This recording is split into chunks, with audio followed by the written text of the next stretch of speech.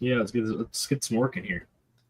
Welcome to the Mrs. R Relevant Daily Draft Podcast, the Thursday early edition with Taylor and Owen. Owen, I need to remind everybody that you and I both have more rushing yards for the Buffalo Bills than Reggie Bush does. That's one of my favorite stats ever. Right? So Reggie Bush, -3 career rushing yards. I think everybody in this podcast has more rushing yards for Buffalo, which is 0 than Reggie Bush had. But Taylor, how are things going with you? Things are good. Diving into this class, getting into the offensive lineman is great. I know you'll probably shout this out later, but we got some other podcasts scheduled for the next couple of Thursdays with wide receivers, tight ends, defensive tackles, cornerback, safety. So we got a lot coming up on this Thursday early pod. Yeah. So Owen hasn't really built a full summer scouting board, and Taylor is starting to podcast with Draft Professor. So we kind of merged the two, and we talked. Taylor, I asked him, who are your top 5 offensive tackles? He said Francis Mauigoa, Spencer Fano, Caleb Tiernan, Caden Proctor, and Emil Wagner.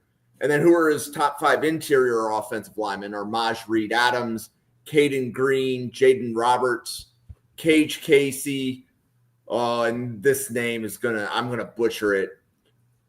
Oleva Vega Ione.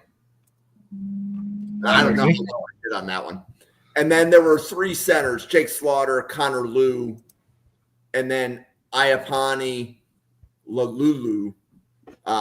So there were 13 players that these should be probably among the top offensive linemen on most people's draft boards. Taylor, what is your impression of the offensive line class right now? I think as far as offensive tackles go, I like the size and the length of a lot of these guys a little bit more than maybe last year, where some guys had some questions about, they maybe need to play inside at guard. I think the biggest one last year was Ozzie Trapillo or whatever, and he went in the second round, obviously, but he was like a massive frame. But you got guys like Caden Proctor, big frame, Caleb Tiernan, big frame, Fano, Mauigoa, they're all pretty big guys as well. So yeah, I'm excited about that part of it. And then as far as the guards and the centers, even, I think there's a lot of plug and play guys in this group that can really just start from day one in the NFL. Yeah, and then Owen, as you dove into these 13 players, I think you said that there were 3 of the 13 that you had watched prior to this podcast. The other 10 were new names for you, correct? Correct, yeah. We did, me and Newt were doing D tackles and interior offensive line last fall. We're switching it up this fall, doing D tackles and edges on Wednesdays. Check that out when the season starts to roll around this fall. But yeah, last year the 3 names were Maj Reed-Adams, who I was apparently abnormally high on compared to other people, and apparently not as high as Taylor has, because he has interior offensive line 1, which for my limited sample size of guys I've watched so far, he is also my interior offensive lineman 1. But also between him, I've watched Jaden Roberts, the guard from Alabama, and as well as Jake Slaughter, the center from Florida. I had a couple other guys that came back this year. Pregnan, who was at USC, now he's at Oregon. Jones, the center from Iowa, was another player that I had previously watched last year that's in this upcoming draft class. But of the guys that we have on our list today, those were the 3 that Reed-Adams, Slaughter, and Roberts were the 3 that I had previously had eyes on and had grades on as of for last year's draft class.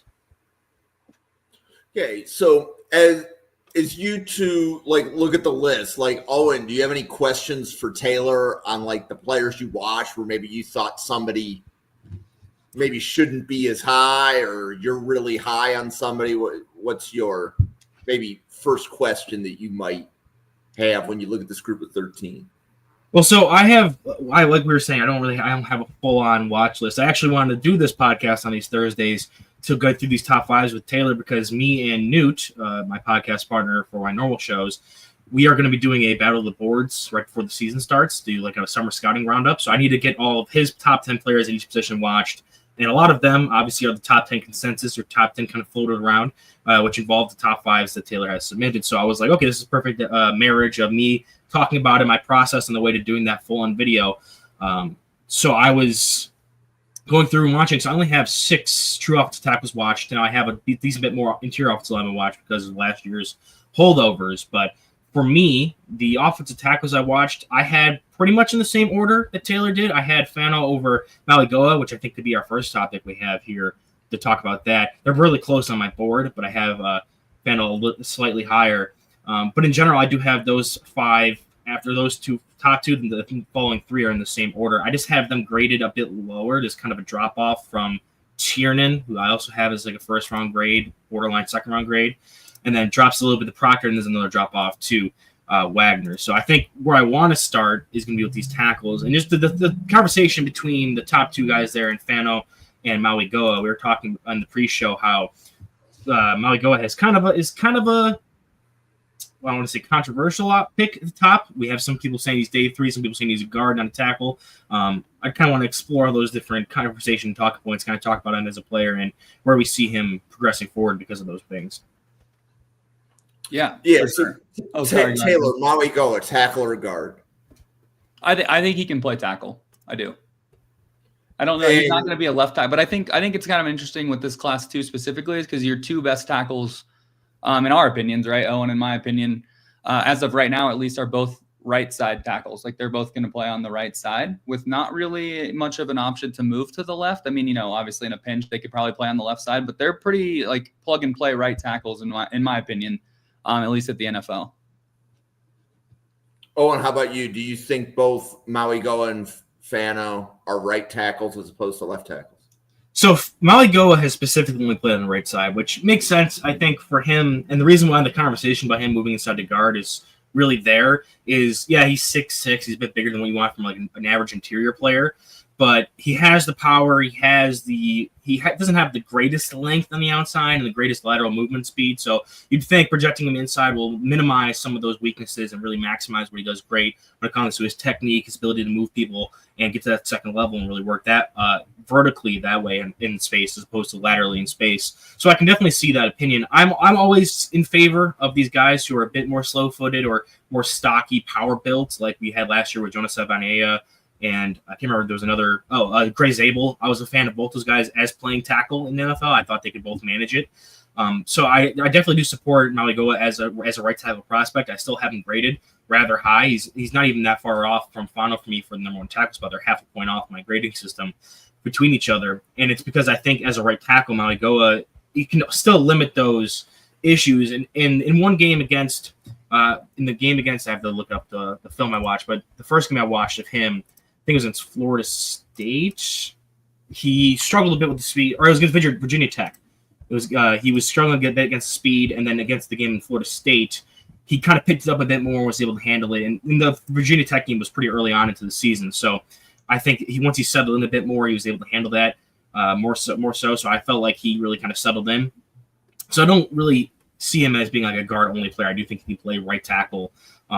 Unlike some of those other guys we talked about from last season. So I don't think that's really a big issue with him there. So I like him as a tackle prospect, but I'm also more so inclined to give guys the opportunity to fill inward as opposed to draft them, then plug them in right there. As for Fano, he's a 2-year starter for Utah.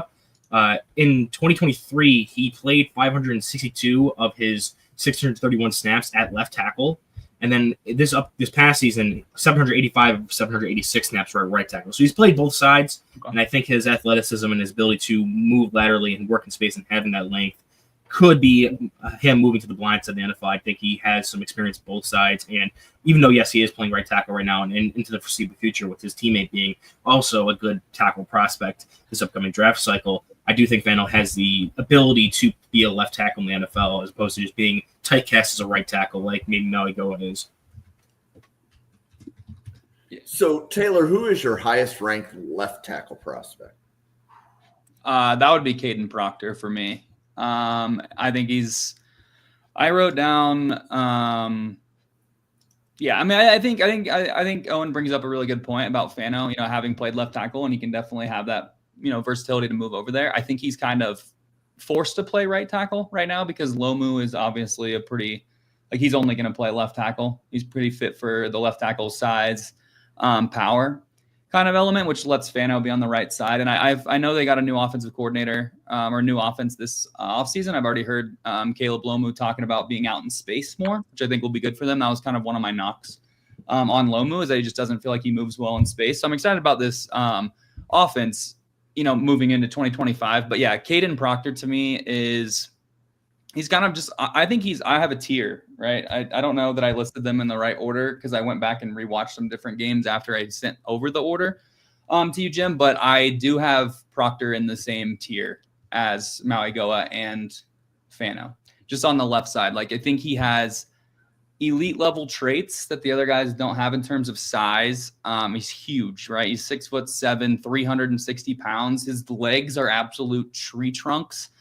He can maul in the run game too. I think of the three guys, I think that Proctor has all pro potential. Like, that's where I'm at with Proctor. Whether he gets there or not, I know obviously the weight is a bit of an issue, 360, and like the movement.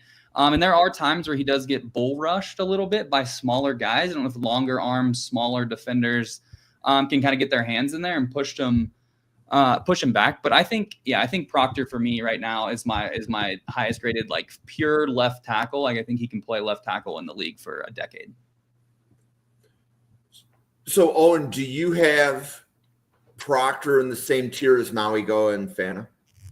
I do not. So I'm definitely a bit lower on him than Taylor is. So I would say my tiers go Fano and Mauigoa at the top with their 1-2, and then a tier gap to Tiernan, and then another tier jump down to Proctor, where I have Tiernan as a later end of the first round type player. Mauigoa and Fano could be top 10, top 15 type players. And then when it came to Proctor, I definitely see the appeal. Like, I remember when I did my first round mock draft with Bill Sparks, he also had Proctor in the first round. He had Proctor and Mauigoa both going in there. And he comped him to in that range of the DeJuan Joneses of the world. And also, I'm blanking on the name of the super massive tackle, Trent Brown, the one who played for the Patriots and then the Bengals, where he's a guy that, even though he's 360 pounds, he has that height in 6'7". He can carry it well. And he's a people mover. He's a monster in the run game. Like, he can absolutely bowl people over.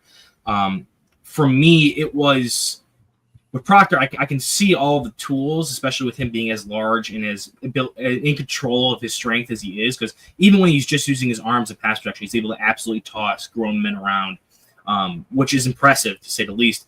It was more so in pass protection and in some of the other areas where he needed to be more technically sound, as well as having that lateral movement to get depth. I found he started slipping a bit in his play. So for me, I felt that limited his versatility. You're going to want maybe him in a more power gap scheme. He can't really kick into guard because he's so tall. Like, he doesn't have the flexibility to really be low and to play to the ground and be a guard in that kind of system while being 6'7". And you would need like a gigantic quarterback to even have that be a feasible option. You couldn't put him in front of like Bryce Young. So he's probably typecast to be a tackle, and I'm thinking he's probably typecast to be a power gap scheme tackle. But if he's able to clean up some of that technique issues, I do think he can jump to the first round. I wanted to be a lot higher on him than I ended up grading him out as. I think specifically it was that Michigan game where he played the first half of the game. That game solely made me a fan of TJ Guy because him and Derek Moore to a lesser extent were giving him the business. Like, there was a rep where TJ Guy, who's like almost 100 pounds lighter than him, was able to get him upfield, get him moving, and then opened up his chest more, and he was able to actually bull rush him into Jalen Milroe for a sack. And for me, having a guy who has the length that Proctor has, that has the size he has, who has an anchor generally that's good, if you can get him on the move and then you be able to utilize your hands while also operating with speed, you can open up his chest a bit and get some of that power rush that you don't really want to see from a guy with that stature. So it's a lot of technique stuff. If he can clean that up, which luckily that is something you can fix. It's not like he's lacking size, not like he's lacking specific athletic traits that cap him out. It's just more so I think he needs to hit he can hit better ceilings this upcoming season. So I am a bit lower on him now, but I can definitely see me getting to that point when the season wraps up and we're going into the 2026 draft cycle in like the spring. Yeah. Okay, so, go ahead, Taylor. Oh no, sorry. I agree. And that's the tape that I watched. Right, I watched the Michigan game because I saw, I was looking at PFF grades and I was like, 25 pass block grade. That's not good. Let me watch that and see if the tape matches. And to Owen's point, like that is where I got the note about smaller defenders being able to get their hands into his chest and really bull rush him back, which is a concern, and I do think it's a technique thing that can be cleaned up. But there were a lot of things that I liked movement wise from him, even in that Michigan game where the analytics and the numbers don't really match up, but you can see it on tape. I think it might be more of a projection right at this point to be in the first round, maybe top 20 pick, but I definitely think he can get there with a better season this year. And I think I'm actually excited for, a new quarterback in Bama. I think that's going to help. I think Milroe kind of, ran into some things maybe that, aren't traditionally going to happen in a pro style offense. I think because he's still developing, right? He's going to be a couple years away from being a starter in the NFL. So I think the upgrade, maybe not an upgrade, but a quarterback that, maybe stays in the pocket more and, maybe makes Proctor look a little bit better as well. Yeah, that Michigan game specifically, like there was I saw the same thing where like there was a lot of plays where they're pulling him or on screen plays where he's out in the open field and he's moving, like again, he's on 360 plus pounds. That's not someone you often expect to be out there on wide receiver screens and as lead block puller and being able to make the plays he does make, even while blocking like a Milroe. So I do think that he has that, like I said, athletic potential, size potential. It's more so putting it together and showing me that he's advancing as his technique, that if I draft him in the top 20, I can put him in as my starting left or right tackle and expect him to be able to hold his own at least earlier on without him having to worry to bench him and coach him up a bit before that becomes a thing. So, Taylor, one of the things that I found, let's say, I guess, let me backtrack. So, ultimately, I learned the draft class by listening to people like you and Owen, which are significantly smarter than me, right? And the top 4 guys on your tackle list, Francis Mauigoa, Spencer Fano, Caleb Tiernan, Caden Proctor, I had heard from a lot of people. Like those 4 seem to be at the top, and there might be some other guys that come in. Like if you had to ask somebody who are your top 5 offensive tackles. So I have 2 questions for you, Taylor. Caleb Tiernan, tackle or guard? And then what players do you have close to Wagner that weren't included with the podcast? Yeah, so first off, to answer your question, I think – actually, let me start. I'll go backwards. I think Blake Miller from Clemson, Isaiah World from Oregon, some guys that I want to do some more work on, Austin Barber from Florida as well on that list.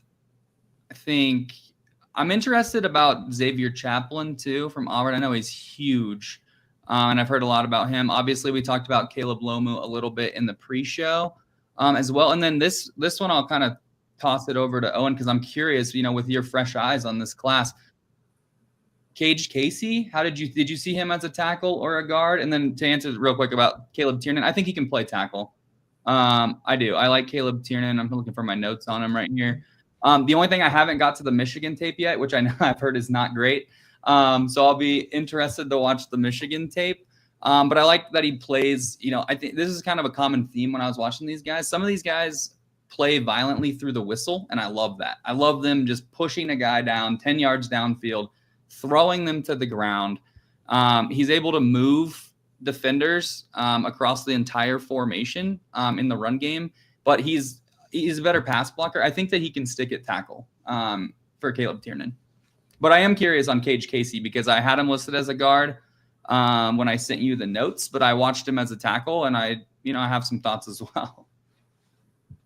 Yeah, for Casey, just to get that point out of the way, he was the tackle for Boise State last year. You'd probably see him a lot if you were watching your Ashton Genty film for last year's draft cycle. I do think he has the size, right, for tackle, 6'5", 316. I do think, especially at that level of competition, he was able to hold the zone out there. I could definitely see where you got the idea where he can kick inside because there's a lot of plays where I'm watching him and I'm like, okay, there's some of the aspects of his game that we typically do see from tackles that are on the outside that, especially at lower level competition, like, okay, that worked out because of the level of player you're playing against. I watched the Oregon game, and he had a relatively good game, but there was some plays where you'd see it and you're like, okay, maybe if he had to work in less space, or if he was able to be given some more cushion by having players around him, both on either side of him, and kind of worked more in a phone booth than out on an island, that he would exceed more, and especially when the level of competition starts to bump up when he gets to the NFL.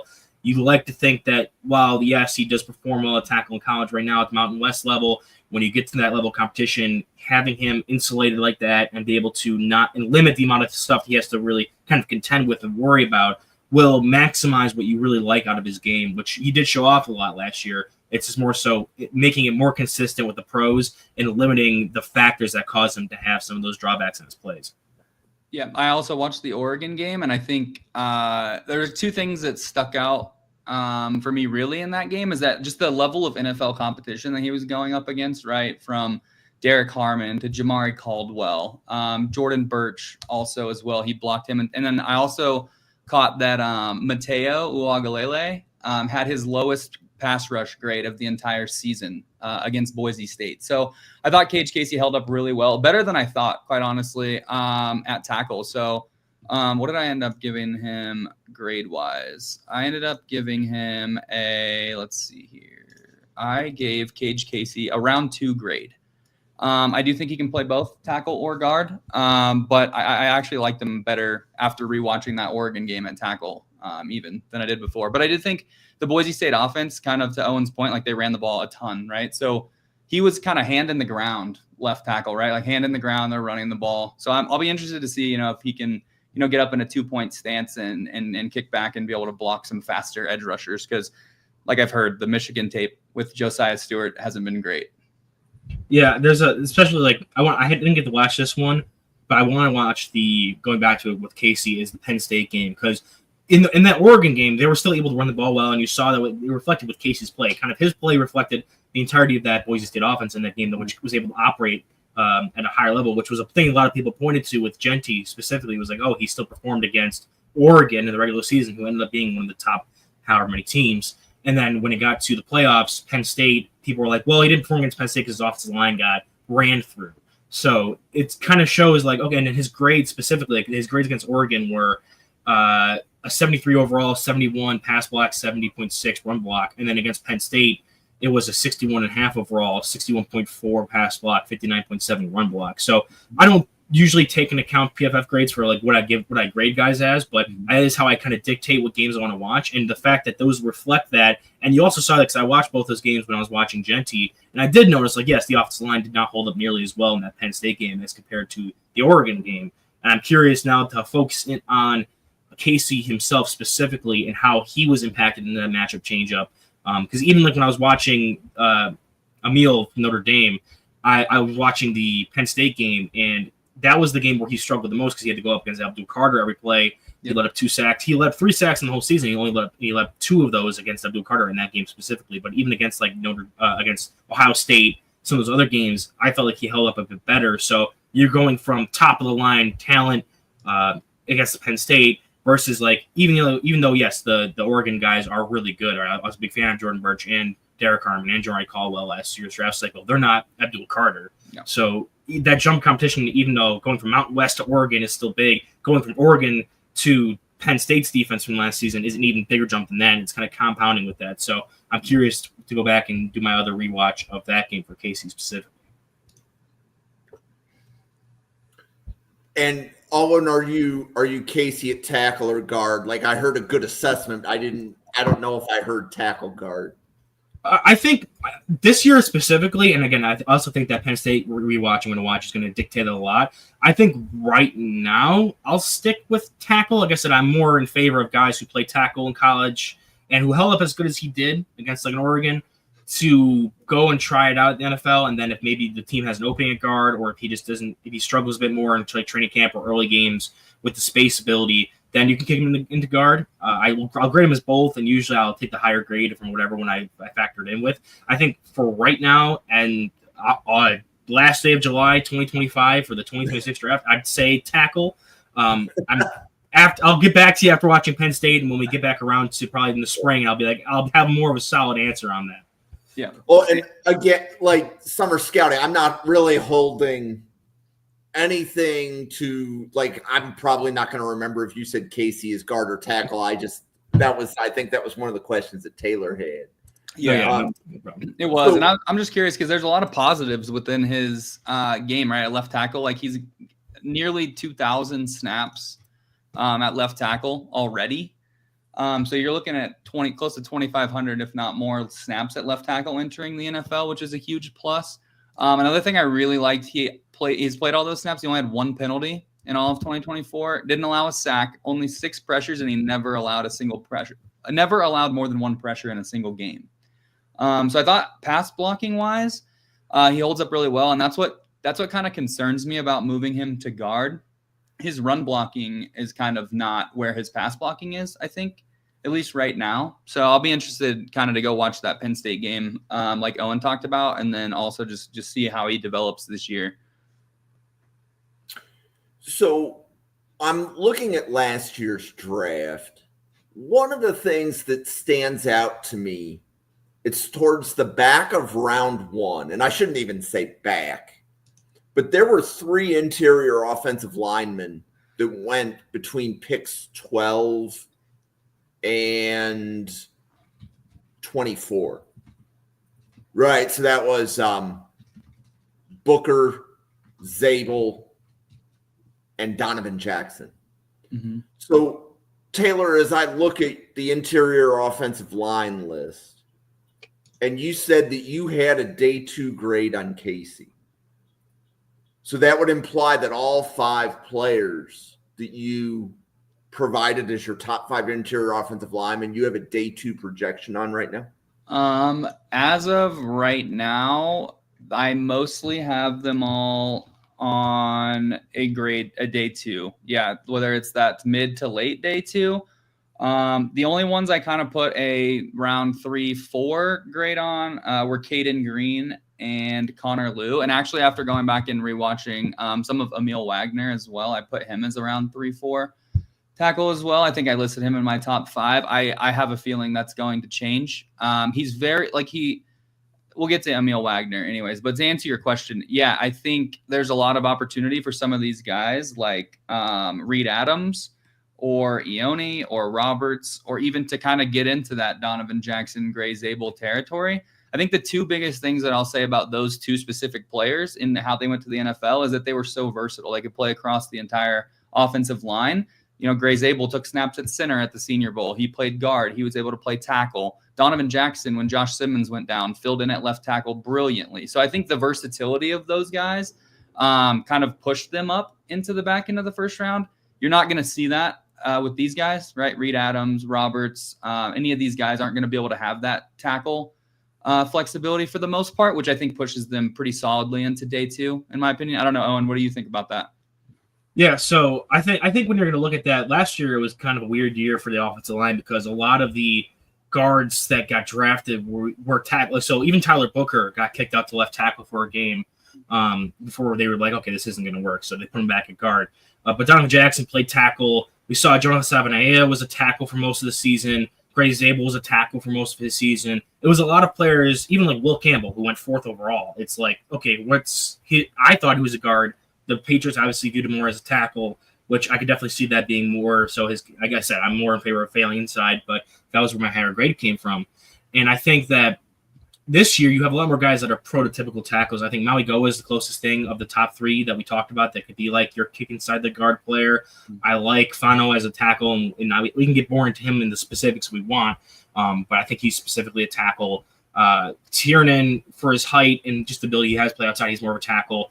Proctor, if he went like the Evan Neal route, maybe, but like even then, that was still not. I wouldn't project that. I would hopefully have him stay outside at left tackle specifically, and Emil as well. I think is a strict tackle. So when you're looking at guys who are going to be potentially going up to the top, Reed Adams played a bit of tackle when he was at Kansas because there were some injuries there. I went back and watched when we covered him in the fall. I covered his 23 tape when he was at Kansas just to see how he looked at tackle, and yeah, it's not. He's an interior player. There's no future he has on the outside.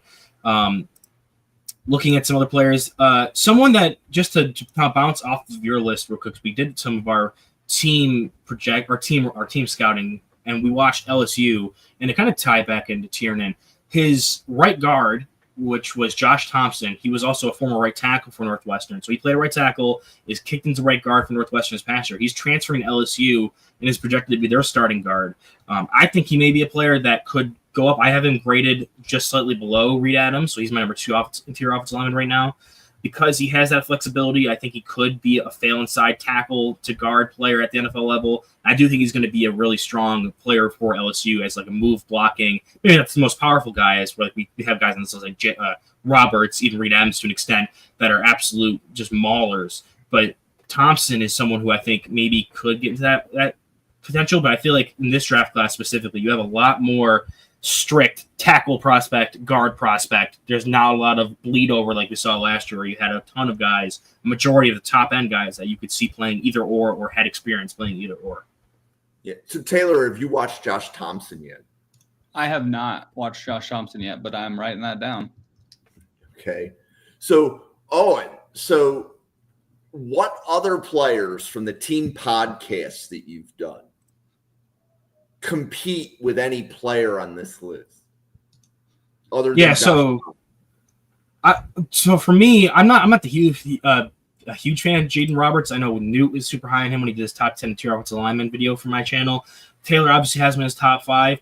I see a lot of technique stuff that needs to get cleaned up. Like, yeah, he's a big dude who can move in space and absolutely bury guys, but he's probably one of the guys who has the worst technique of the group that I've seen. Similar with Jake Slaughter, I think I had graded him and Logan Jones. I think I graded particularly too low when we were doing our first go round, especially for last year's draft class. I think projecting them to this year's draft class, I might have a higher grade on them now. I just kind of left them where I had them from last year's.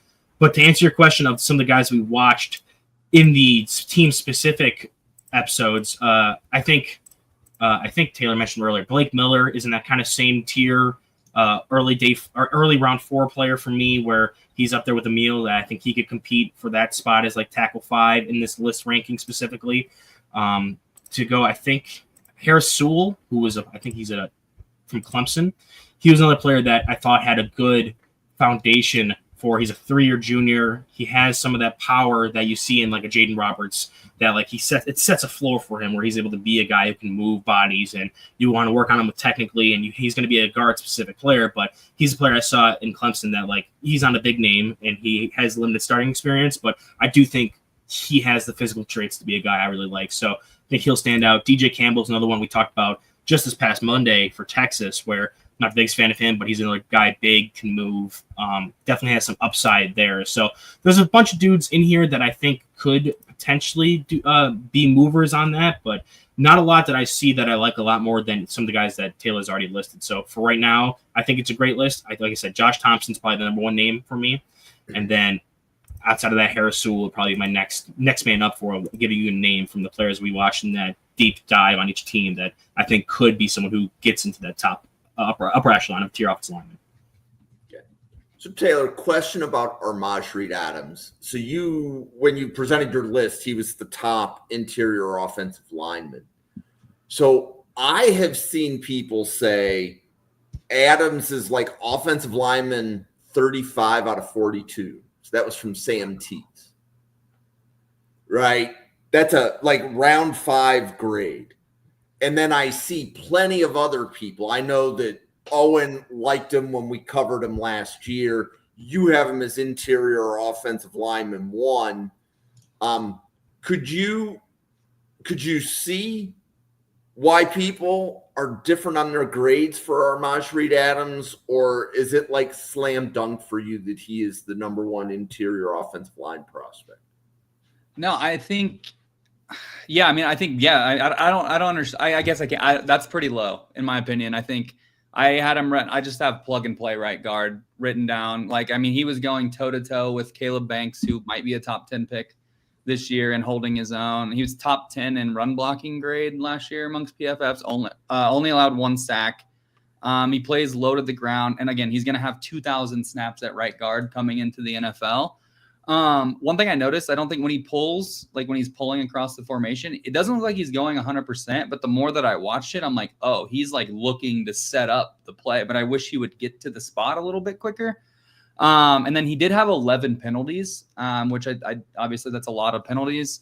And then a little bit, some long arm defenders can kind of get in there and toss him aside, honestly, at the point of attack. So I could see maybe why there's, some issues with him. But I think, from a run blocking standpoint, I think he's one of the best in the class in terms of guards. I actually think after I watched these guys, I do have, and I know he's a center, so he's probably not going to get drafted as high, but I have Jake Slaughter as my number one interior offensive lineman. I think a full tier ahead of all these other guards. But yeah, I could see Reed Adams. 35 seems pretty low, but there's definitely room to grow for sure. So, Owen, how about that? Do you see where there could be a huge variance on Armaj Reed Adams and the evals that are coming in?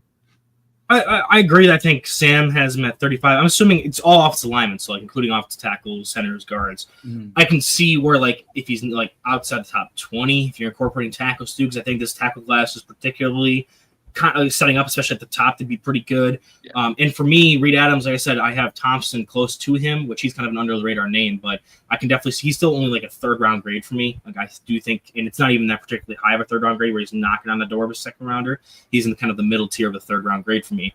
So you could convince me if you could show me a couple different games where it's okay, I see this, and this, where I can knock him down to maybe a day 3 grade where Sam has him. But I wouldn't drop him to 5th, 6th round. Maybe it'd be more towards the upper echelon of the 4th round grades.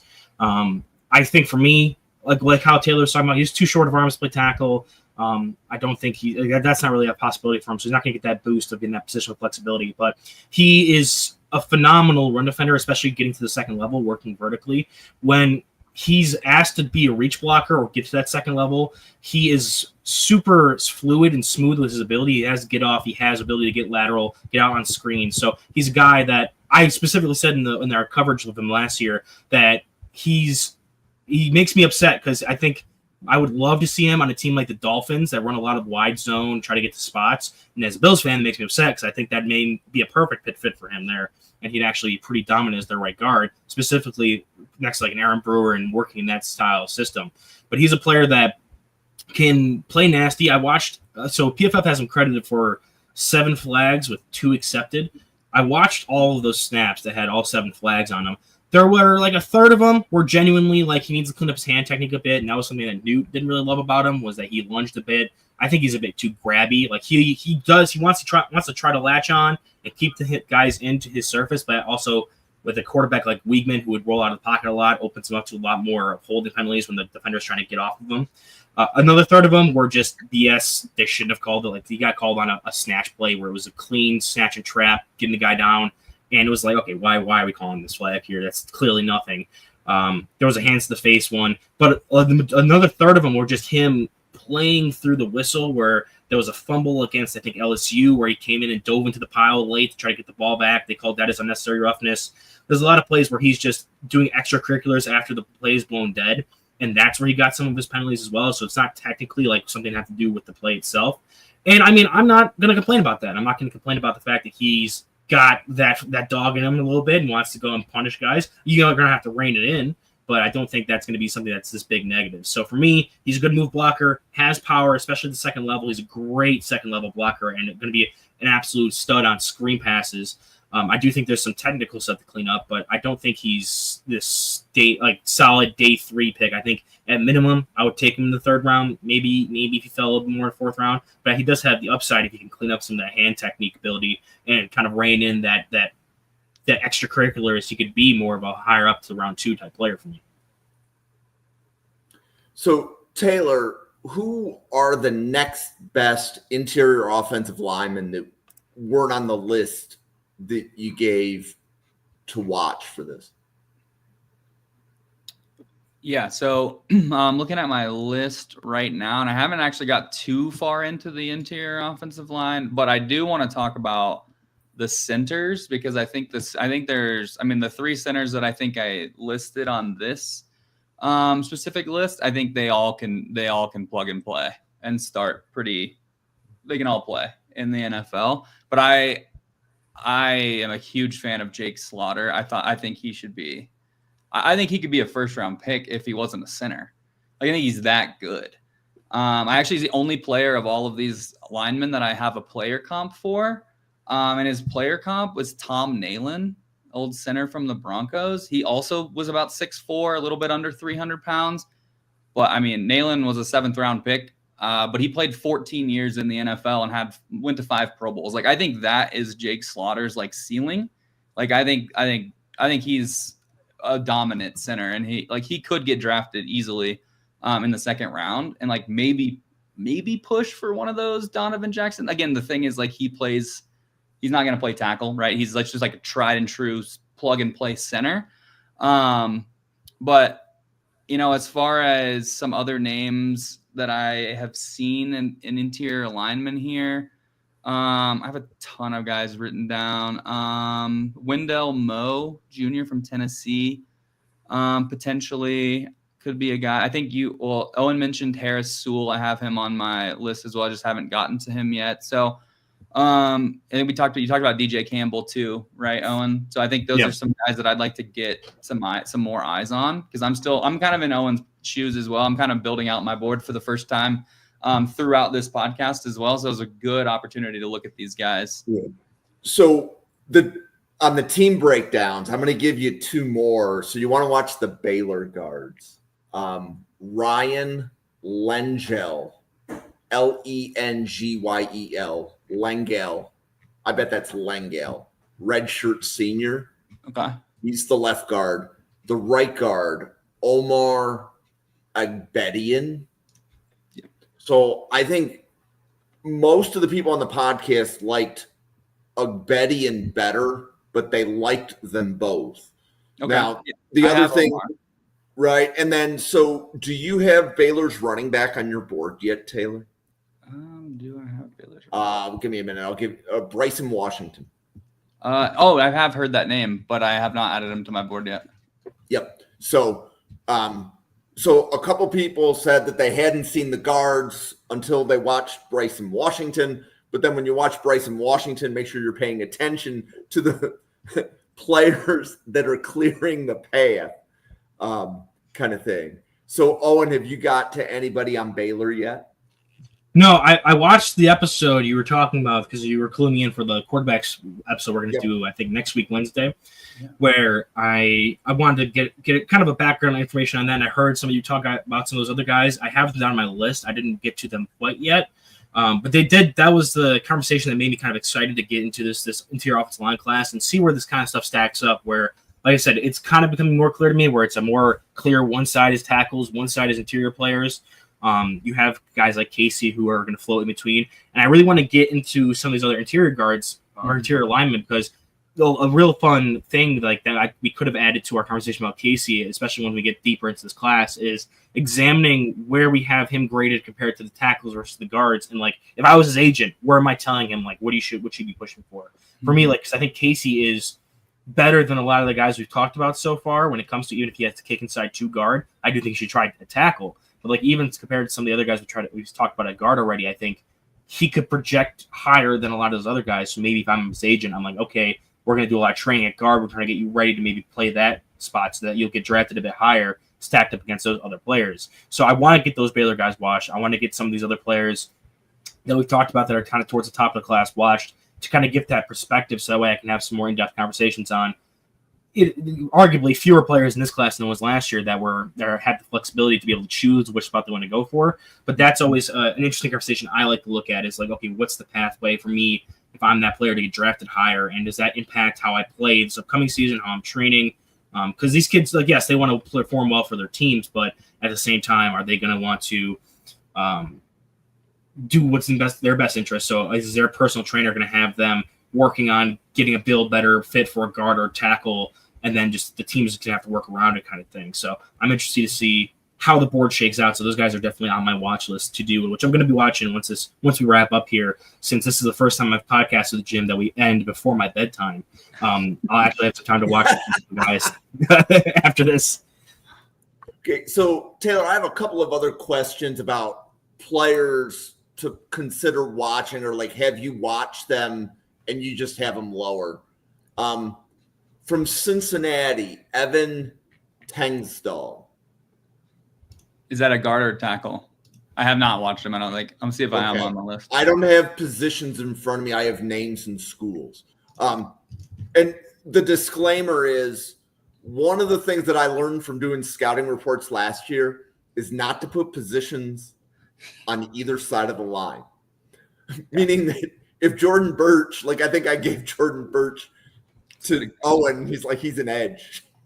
And they were only supposed to do interior defensive line. So I'm like, okay, I have to learn to put people in a situation where I don't look like, I don't want to put people in that situation. I think it's the right way to say it. Chase Besantis from Texas A&M. Okay.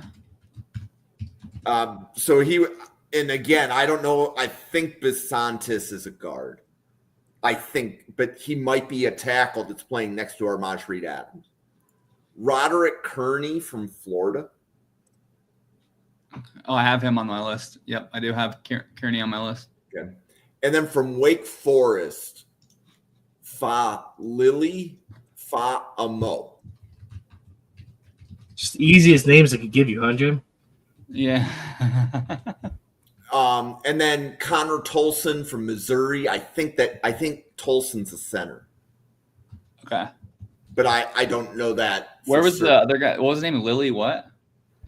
Wake Forest. Wake Forest. Okay, that's good. Yeah. I'll find it. Give me a minute. I don't into the chat.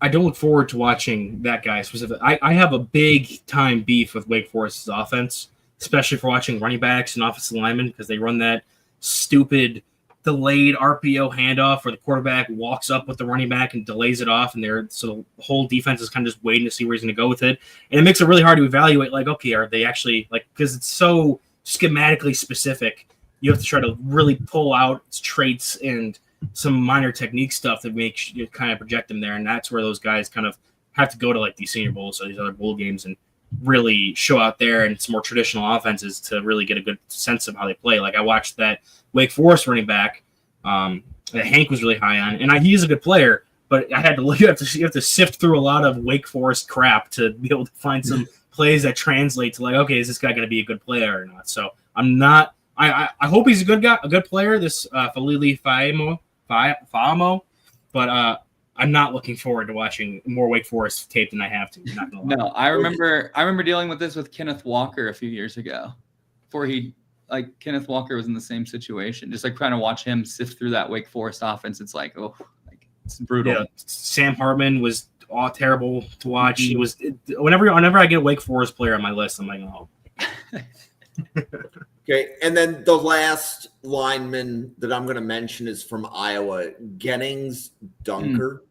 Yeah, I have him on there as well. And how high or low do you have Dunker? I have him. I guess I should have named him when I named Blake Miller, Isaiah World, Austin Barber. He's kind of in that range. It's players that I haven't gotten a full report on, like these 13 or 14 with Lomu also included. Okay. So I would, yeah, it wouldn't shock me if he was above Emil Wagner. I think Emil Wagner was the lowest graded one I had of these 13 after going. I gave you the names and then went back and rewatched them, and he was the lowest of these ones. Dunker was someone who was on my radar, not because I've watched him so far, but because, for one, when Newt was doing his offensive lineman rankings, he had me specifically find a picture of him where it showed off his beautiful mustache and mullet to really get those thumbnail clicks. But also, he was another player that was in our first round mock draft with Bill Sparks, where he had him as a first round pick as well. So I've gotten some, and I think Newt was a bit lower on Dunker in general. But I think that's definitely one of Bill's guys. So I think of the offensive linemen that got drafted, I think Tyrion was also in there. There was like at least 4 or 5 players drafted in that mock draft that he had that I've heard about and or we've covered on today specifically. So I've had some inclination on some of these guys before that, but not without watching them ourselves.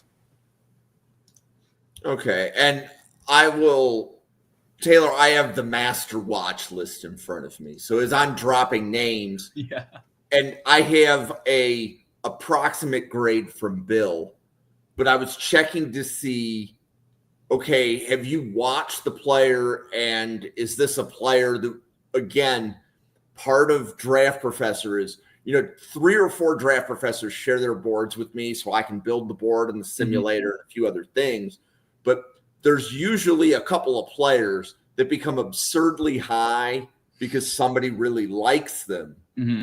And then it's a matter of talking with plenty of other people to find out, is that consensus or is that one person planting a flag.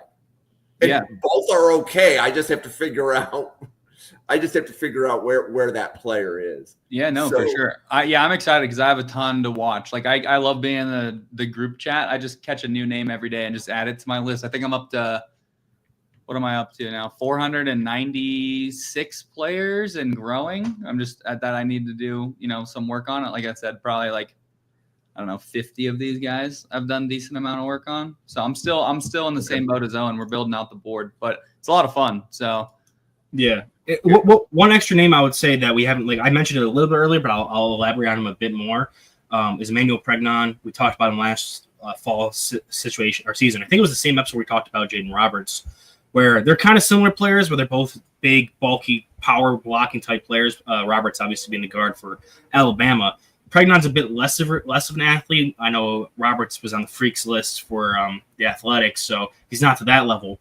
But he was a guy who played at Wyoming, and then he transferred up to USC last year, and now he's transferring up again to Oregon this year. So he's going to be playing next to who you have here at the center with Iapani Lalulu. yeah. Oregon. So yeah, they'll be playing next to each other, and Pregnon's like 6'5", 320, another bigger guy. Both those guys are going to be, that's like 640, 650 pounds right at the middle between the two of them alone. So I think for Oregon, again, being another Big Ten team, they're kind of transitioning more into that power run system or scheme.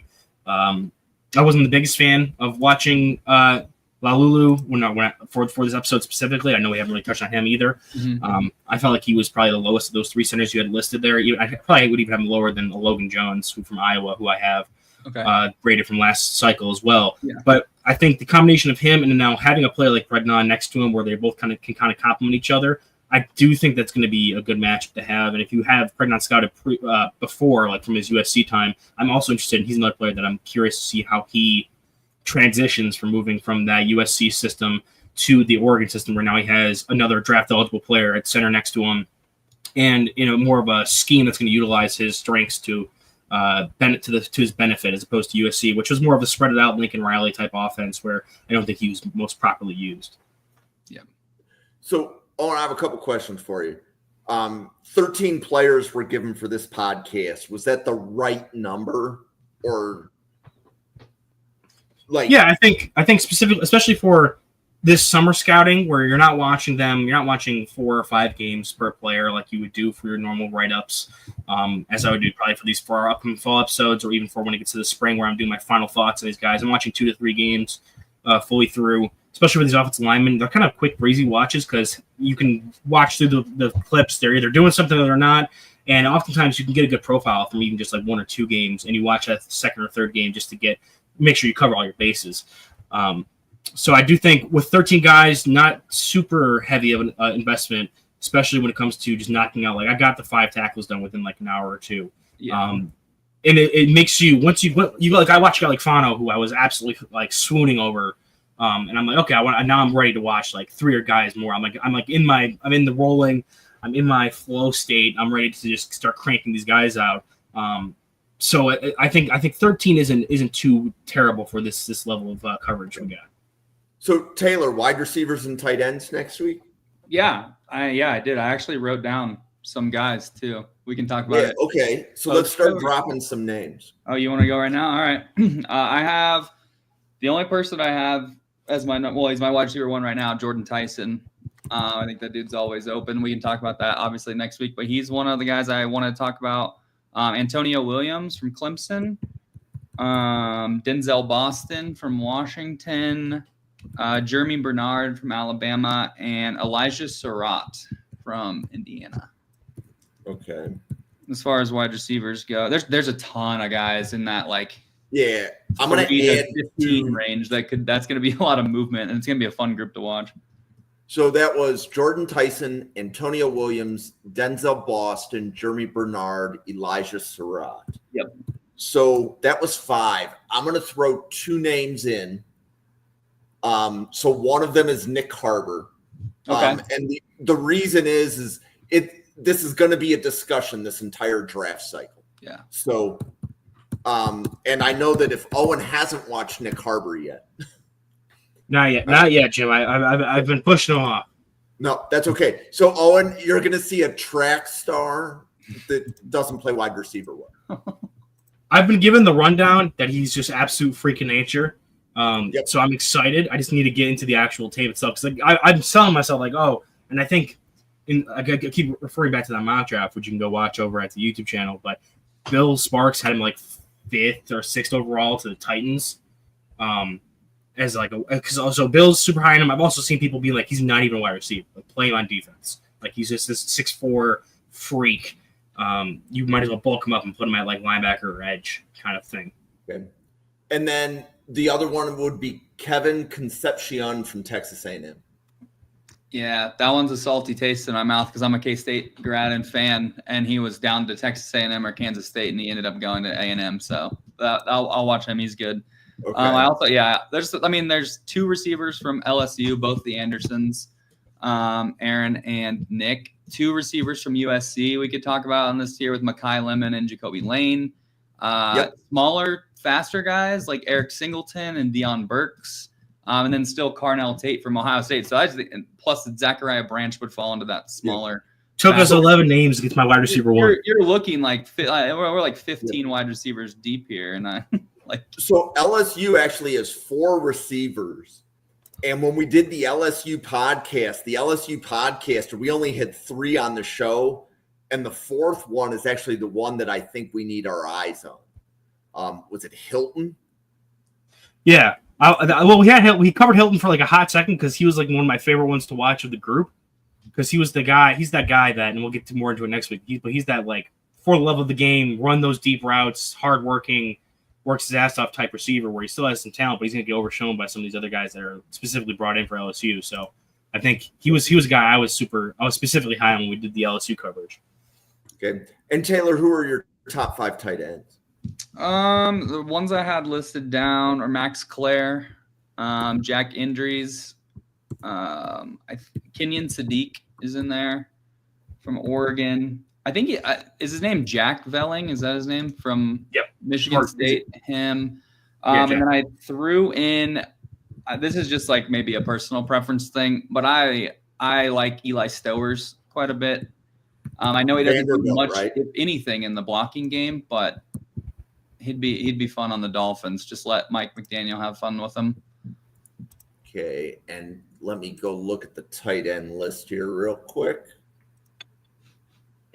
I would say that the Tanner Koziel, he was Ball State last year, transferred to I think it's Cincinnati this year or Houston, one of those two. Houston, 6'7", 240. He's massive. Yeah. I don't know if you know this, Taylor, but I was a scout from the University of Buffalo for the past year. So I was at all their games, and Ball State came to Buffalo, and he had like 2 touchdowns that game. He was the only one doing anything for Ball State in that game. I think UB ended up winning, or maybe it was a close game they lost. That might have been the one where they lost last second there. But yeah, Koziel was dominating, even like Dolak and Murdoch, and the guys who were going to be drafted or should have been drafted last year. Yeah, I saw he has 18 career touchdowns and 22 career starts. So that's pretty impressive. Yeah, he's a stud. I definitely get the appeal for sure. I'm going to drop one more tight end name in, and that's Michael Trigg from Baylor. Okay. Yeah. And Trigg is, you're probably going to, like, my expectation is what I'm going to hear is he's a day 3 guy with top 50 ceiling. Meaning that there's tools, he just hasn't put it together yet. Okay. But, yeah, I'm excited to watch that then. Yeah. Everybody on the Baylor podcast absolutely loved Trigg. And there are several other draft professors that they say I'm going to be higher on Trigg than consensus. Okay. Yeah, I'd love to hear that. The Big 12 has a ton of talent this year. Yes. All around. Quarterbacks, like starting with the quarterbacks, going all the way through. Yep. So, Owen, I actually think out of the tight ends, you've got 3 of the 6, right? Because we already covered Claire, we covered Andrews, and we covered Velling already. Yep. Kind of thing. So, and the tight end class, the consensus right now is that it's wide open. So I would agree with one that. Person's tight end 1 might be somebody else's tight end 8. And there's not going to really be other than, I think if you asked people to say who are your top 8 tight ends. 6 of the 8 names are going to match, but nobody's going to have the same order. Yeah, kind of thing. I would agree. Cool. Okay. Well, we can why don't we pause for our commercial because we haven't done that yet. Okay. Taylor, would you like to introduce yourself and let everybody know how they can find all of your draft content? Yeah. So you can find my draft content on X. It's the white banner right under my name. And then I'm starting, actually going to drop my first blog post tomorrow, and it's kind of a goofy one. I'm just going to promote that real quick, but I did a full season sim through of college football 26. And I looked at who was drafted, got the 32 draft names, and then I put them in a mock draft. So nobody else's mock draft is going to be accurate this time of year. So I might as well do something a little bit different with getting the names involved. So funny enough, Koziel is in that mock draft as well. He was drafted in the first round of the college football video game that I simulated for a year. So excited about that. I think my focus is more on, obviously the players and grading the players, but team fits, personality fits, scheme fits, things like that, what the coaches are going to want to do at the NFL level, contract situations, things like that. That's what I really want to focus on, and kind of where these guys fit into that. So that's what you can expect for tomorrow. I'll post that on X, where you can see that content, and then I'll have the link to the full blog once I start getting some content on it. Oh, yeah. So you can find me here on the Draft Professor. We just got done wrapping up my 2 times a week schedule where we're doing Monday and Wednesday shows. Now we're doing a couple of these episodes on Thursdays leading up to the season. Next Wednesday I'll be on to talk about some of the top quarterbacks as well.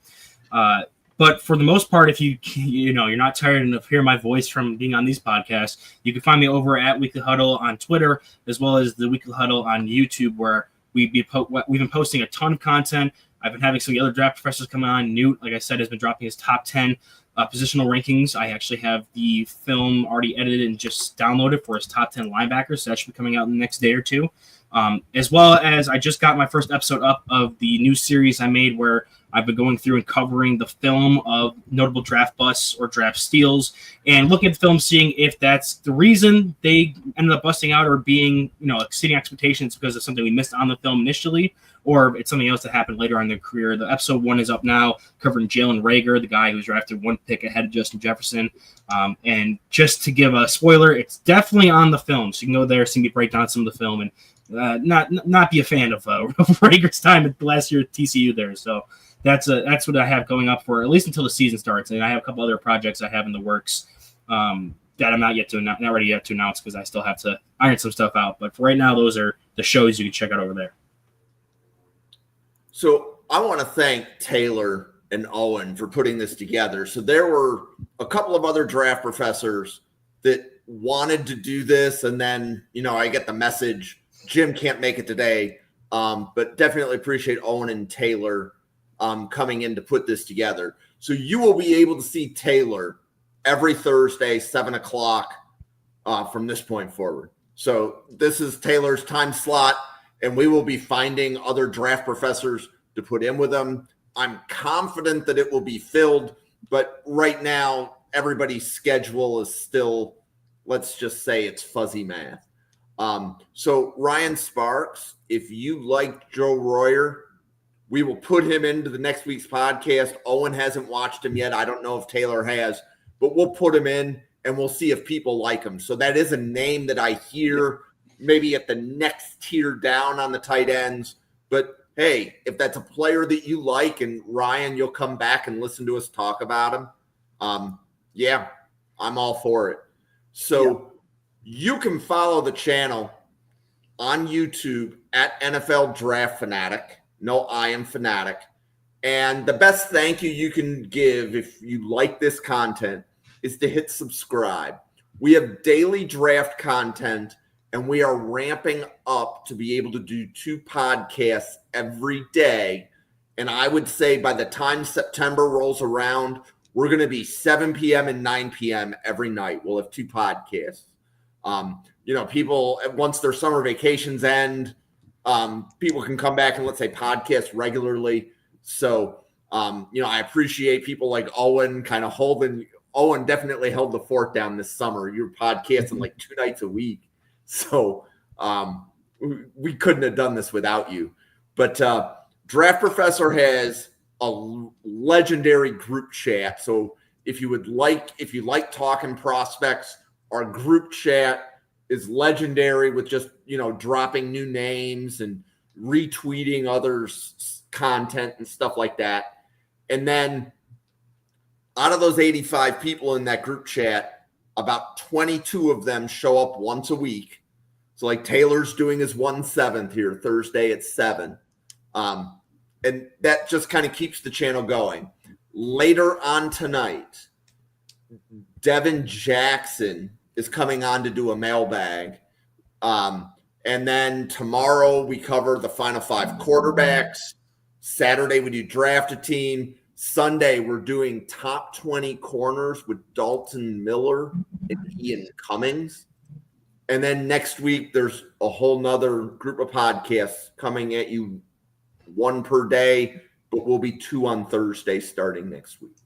So that being said, for Owen, Taylor, myself, the 85 podcasters at Draft Professor, and you, wherever you are watching this, thank you very much, and we'll see you on a podcast again in about 1 hour.